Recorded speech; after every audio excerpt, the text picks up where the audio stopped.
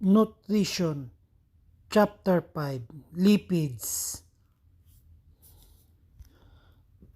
Source of fat in our food. Number 1, animal, plant, and hidden dietary fat. Animal source, meat, cheese, dairy. Number 2, plant source, vegetable, oil, nuts, avocados, coconut. Number 3, hidden dietary fat. Hidden dietary fat, cheese, ice cream, crackers, donut, cookies, and muffins. Lipids, substance that do not dissolve in water. Lipids, substances that do not dissolve in water. Three components of lipids: triglyceride, phospholipid, and sterol. Polar and non-polar. Polar and non-polar. Oil and water don't mix. Oil is non-polar. Water is polar. Like dissolve, like non-polar dissolve. Non-polar dissolve. Non-polar does not dissolve water. Triglyceride. Triglyceride normally referred to as a fat. Number 2, consists of 1 glycerol and 3 fatty acid. Consists 1 glycerol and 3 fatty acid.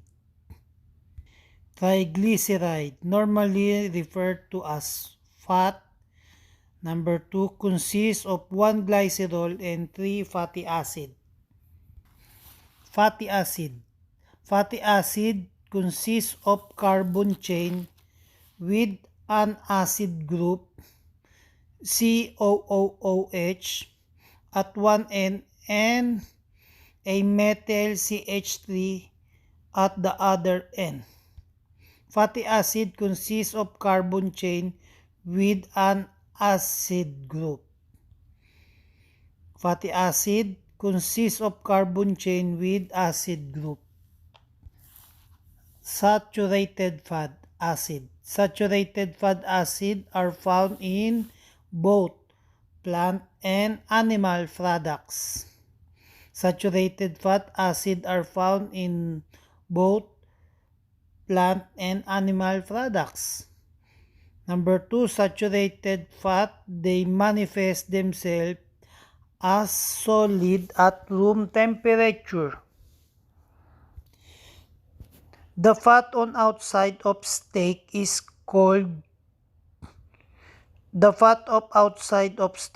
solid at room temperature because it is high saturated fatty acid which pack tightly together.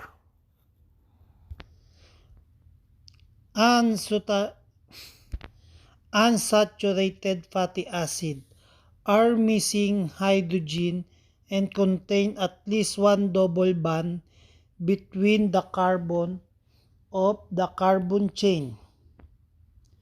Unsaturated fatty acid are missing hydrogen.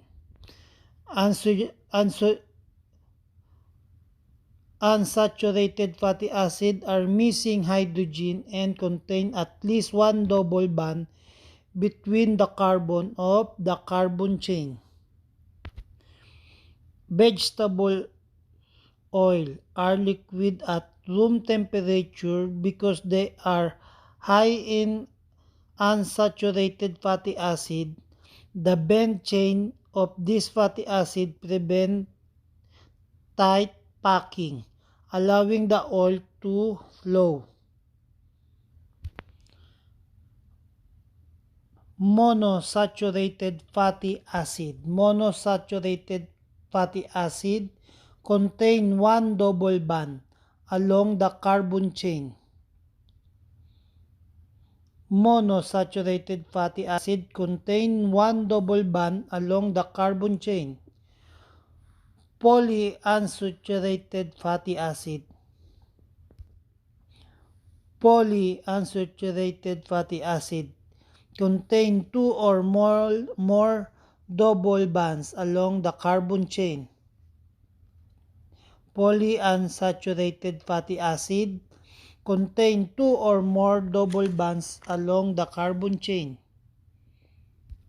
Location of double bond. Location of double bond. Number 1, omega 3 and omega 6 fatty acid are polyunsaturated fatty acid. Number 2, their names simply come from the location of the first double bond on the carbon chain. Linoleic acid. Linoleic acid is used to make arachidonic acid, another omega-6 fatty acid. Number 2, the human body does not have the enzyme to make omega-6 and therefore can only make ARA of linoleic acid is provided in the diet. Number 3, dietary source of omega-6. Dietary source of omega-6 is corn oil, soybean oil, and nuts. Omega-3 fatty acid. Omega-3 fatty acid, number 1, A-linoleic acid, ALA, can be used to make eicosapentonic acid, EPA, and docosahexaenoic acid, DHA, which are also omega-3 fatty acid.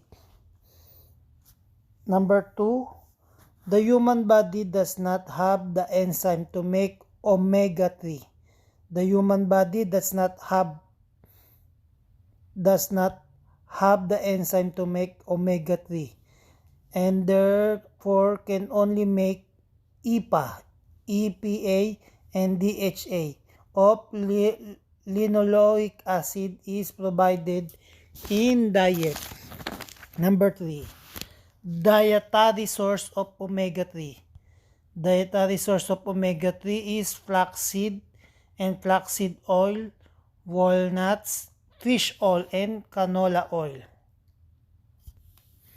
Hydrogenation. Hydrogenation, number 1, in order to protect fats from becoming rancid and to increase the shelf life of food containing fat. Food manufacturer use a process known as hydrogenation.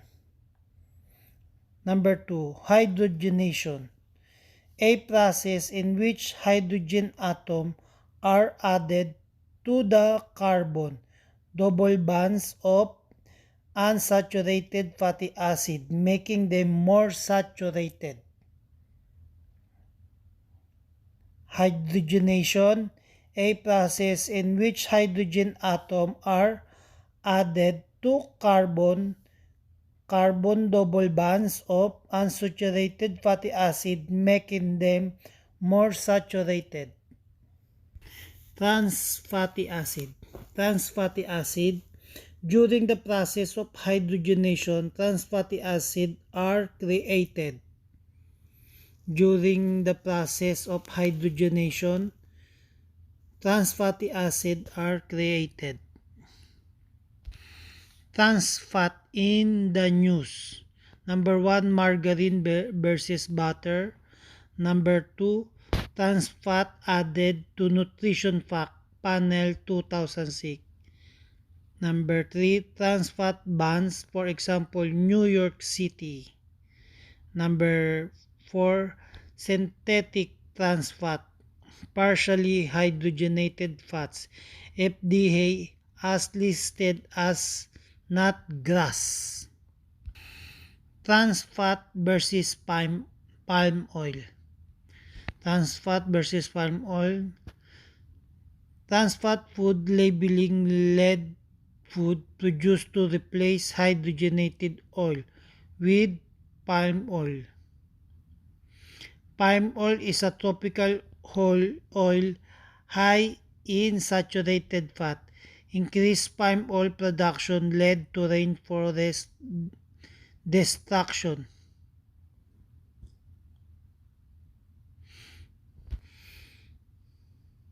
Saturated is not a double bond. Saturated is not a double bond. Which the following is the polyunsaturated fatty acid? The answer is double bond, many double bond more. Which of the following is omega-6 fat? Look the methanones and then count number 6. Which the following is trans fat? Hydrogen on double bond on opposite side. Phospholipids. Contains 2 fatty acid.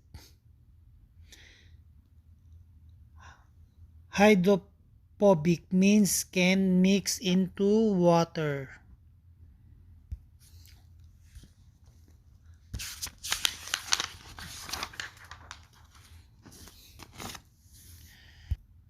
Phospholipid allow water and fat to mix. Number 2, present in small amount in food and in the body. Number 3, lecithin. Lecithin is the most common phospholipid. Lecithin is the most common phospholipid. Lecithin. Lecithin is made in the liver. Therefore, it's not essential. Number 2, lecithin is major cell membrane. Number 3, lecithin in food is used as an emulsifier. Lecithin in food is used as an emulsifier. Phospholipid, not essential of the body. Sterol. Sterol you can find in the plants. Plant sterol help form the cell membrane of plants. Cholesterol in animal. In animal you can see the fat is cholesterol made in the liver. Therefore, it is non-essential. Used to make cell membrane. Vitamin D, bile acid, cortisol, testosterone, estrogen. Bile. Bile released from gallbladder when dietary fat is present in the small intestine. Bile, an emulsifier. An emulsifier, it's break big lipid globules into small lipid droplets. Bile, an emulsifier, this allow the lipase.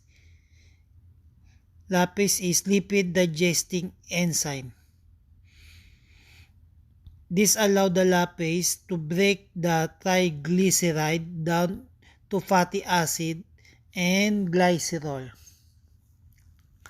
Bile, an emulsifier, this allow the lipase to break the triglyceride down to fatty acid and glycerol. The emulsion is similar to shaking bottle of Italian salad dressing. Necessary for proper fatty acid absorption. necessary for proper fatty acid absorption.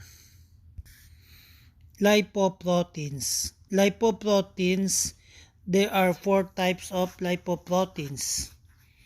Chylomicron, very low density lipoprotein, low density lipoproteins, and high density lipoproteins. Chylomicrons is exclusive by small intestine. Chylomicrons are made in the small intestine. Chylomicrons carry large dietary lipids such as long-chain fatty acid, cholesterol, and fat-soluble vitamins through the lymphatic system. Chylomicrons eventually enter the bloodstream. Chylomicrons then deliver the lipid it is carrying to various cells of the body: heart, muscle, mammary tissue, and adipose tissue. Very low density lipoproteins, VLDL. Very low density lipoproteins are made in the liver. Very low density lipoproteins carry lipids that were made in the liver and distribute them to cells of the body. Very low density lipoproteins. As they circulate in the bloodstream, they shrink. Some leftover particles circulate back to the liver. Others become low density lipoproteins, LDL. Low density lipoproteins, LDL. Low density lipoproteins, LDL, derivatives of VLDL. Low density lipoproteins contain mostly cholesterol. Low density lipoproteins contain mostly cholesterol. Low density lipoproteins deliver cholesterol to cell via the blood. Low density lipoprotein, LDL, are referred to as a bad cholesterol. Low density lipoproteins referred as the bad cholesterol. Bad cholesterol. They deliver cholesterol to the cell, and having high level of LDL in the blood is associated with an increased risk of heart disease. Associated with an increased risk of heart disease. High density lipoprotein. High density lipoprotein, HDL, contain mostly cholesterol. High density lipoprotein, HDL, help return cholesterol to liver for reuse or elimination. Help return cholesterol to liver for reuse or elimination. High density lipoprotein, HDL, are referred to as a good cholesterol. HDL are referred to as a good cholesterol. High level of HDL in the blood is associated with reduction in risk of heart disease. Benefits of lipid fats. Benefit of lipid fats: provide texture, flavor, aroma to food. Phospholipid and cholesterol are in membranes and starting materials for other molecules.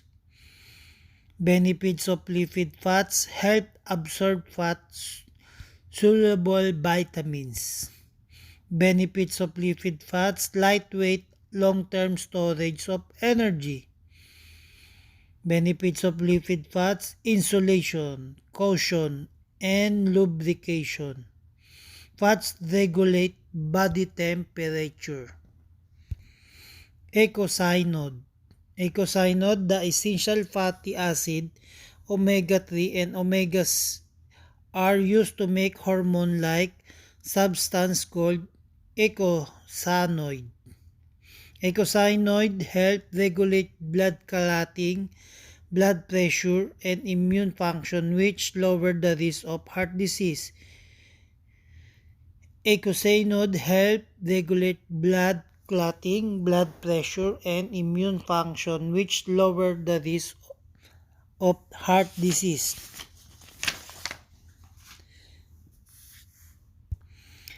Feasting and fasting. Feasting, when excess energy is consumed, it is stored as triglyceride in adipose tissue. Feasting, when excess energy consumed, it is stored as a triglyceride in adipose tissue. Fasting, when no food has been eaten for a while, triglycerides from adipose tissue are broken down, releasing fatty acid as an energy source. Heart disease. Heart disease, more than 85 million people in the US suffer from cardiovascular disease, CVD. Heart disease, it is the number one cause of death. Heart disease, atherosclerosis, hardening of the arteries. Risk factor for heart disease: obesity, diabetes, high blood pressure, blood lipid levels, age. Men is 45, women is 55. Gender, men at greater risk earlier in life. Genetic, lifestyle, smoking, exercise, and diet. Diet and heart disease risk. Increased risk: high sodium, saturated fat, trans fat, high red meat intake. Increased risk: high sodium, saturated fat, trans fat, high red meat intake. Decreased risk: high fiber diet, consuming fish, nuts, whole grains, fruits, vegetable. Decrease heart disease, decrease high fiber diet, consuming fish, nut, whole grains, fruits, and vegetable. Decrease LDL and increase HDL. Number 1, decrease dietary trans fat and saturated fat. Number 2, increase dietary polyunsaturated fats and monounsaturated fat. Plant-based. Increase dietary polyunsaturated fat and monounsaturated fat. Quit smoking, exercise, moderate alcohol intake. Eat fiber to reduce blood cholesterol. Eat fiber to reduce blood cholesterol. Diet high in soluble fiber can reduce blood cholesterol level. Number 2, the fiber traps bile in the small intestine and does not allow for the bile to be reabsorbed and recycled. Number 3, the liver is then forced to pull cholesterol from the blood to make new bile, therefore lowering blood cholesterol level. Cancer, second leading cause of death in US. Number 2, population consuming high amount of fruits and vegetables have lower risk of cancer. Population consuming diet high in fats tend to have higher risk of cancer. Trans fatty acid increase of breast cancer. Number 5, diet high in omega-3 from fish reduce cancer risk of breast, colon, prostate, and upper digestive and respiratory tract. Fat recommendation. DRI 20% and 35% of total calories from fat. All of linoleic acid 12 grams day for women, 17 grams day for men. All of linoleic acid 1.5 grams day for women and 1.6 gram day for men. Saturated fat less than 10% of total calories. Trans fat limit. Cholesterol 2015-2020 dietary guidelines do not set limit on dietary cholesterol but still recommend eating as little as possible. Healthy My Plate choice. Individual nutrients and food choice. Factor that increase risk. Saturated fat, trans fat, excess sodium, excess sugar, excess energy, excess alcohol. Factor that reduce risk. Polyunsaturated fat, monosaturated fat, fiber, vitamin B vitamins, antioxidant, and moderate alcohol.